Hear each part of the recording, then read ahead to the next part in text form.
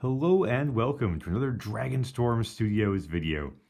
And today we're going to be drawing fire and flame effects on a drawing of Anax from Magic the Gathering, played by the amazing Gerard Butler. And this actually is a birthday request, so happy birthday, Andrew. Anax is a demigod from the Magic the Gathering plane of Theros. And we're going to have this wonderful kind of flame effect going on behind him in the background. I mean, he is, after all, hardened in the forge, as his card says. So we're going to see how this flame effect works. And you start with kind of like an S sort of shape. And that S shape is usually kind of elongated a little bit. And then that S shape is followed by kind of a little mini hook sort of, I don't know, like a wave sort of effect. In fact, the drawing kind of looks wavy at first when you look at it. Now, the thing about fire is that it's in motion, it's frenetic. So as a result, we're going to try and add some variety to our shapes, but we're also going to add lots of wisps of flame here that kind of come down and away from the fire itself. The thing about fire is that you've got lots of lights going on. And what I mean by that is like light tones. So you're going to have lots of, if it was in color, reds, oranges, and yellows. But since we don't have color in this drawing, we're going to be using lots of tones to create that, lots of light tones.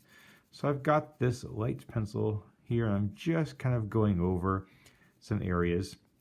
You normally find the lightest part of the flame closer to the source. So it's the edges, which are darker, and it's the middle parts closer to where the fuel of the fire is that are lighter colored. And that's just an observation from many, many campfires and lots of amazing pictures you can find online to help you out. So I'm just going to be working on that over here, just to kind of show you how the effect works. And again, lots of wispy little bits here. The more you add, the more interesting it is, because you've got this amazing sort of particle effect. We're going to add some ash as well, coming from the fire, and that just gives it a little more sense of movement. The ash kind of gives it that balloon sort of look and effect to it. And we can even have some smoke kind of boiling and flowing out from the edges of the licks of flame here. And those will end just like we did in the video regarding clouds, with this billowing effect up top. And the clouds, I think it was the merchant video, very, very early on in the video process here. So those clouds are kind of just coming up from where the flame is kind of, as they say, the licks of flame. You've got this billowing cloud effect.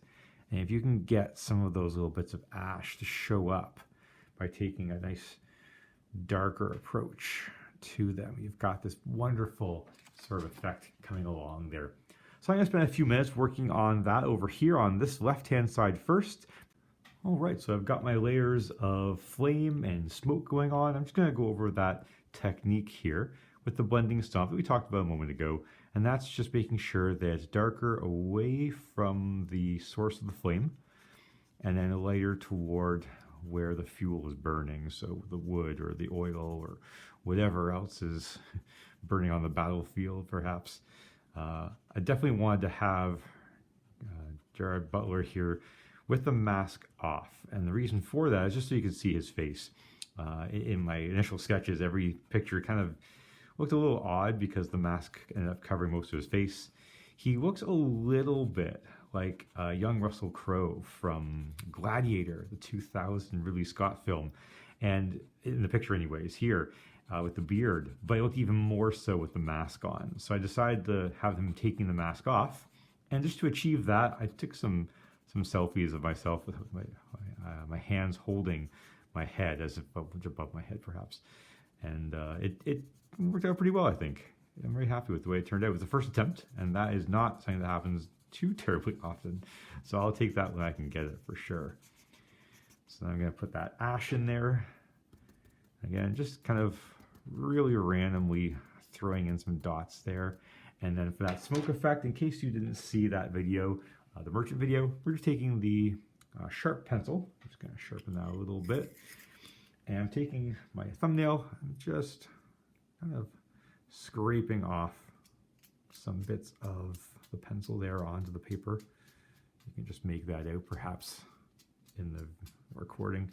And if you don't have fingernails or you're not comfortable, because it does make a bit of one of those awful sounds like a chalkboard, you can just take your sharpener and just sharpen a little bit of the pencil over the top of the paper, and you can see you get some graphite that way on there on the page nicely. Just kind of make sure you don't get too many bits of wood there as well. That'll mess up the effect. I'm going to take my thumb and I'm just going to do, again, circular motions, kind of create this pattern effect for the smoke. And whereas if it was clouds, especially white clouds, we would erase some of our details. Here, we're just going to add more in. And again, circular motions with the pencil to create that billowing smoke effect. I'm using the side of my pencil to get more of the graphite at one time in play. And that just makes it go so much faster. And the end result has this wonderful smoky sort of look to it.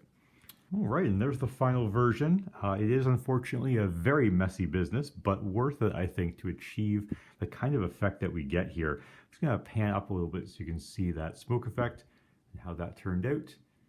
And yeah, there's the fire effect with flames and smoke and Sodom and Gomorrah and all sorts of devastation going on. So I hope you enjoyed that video.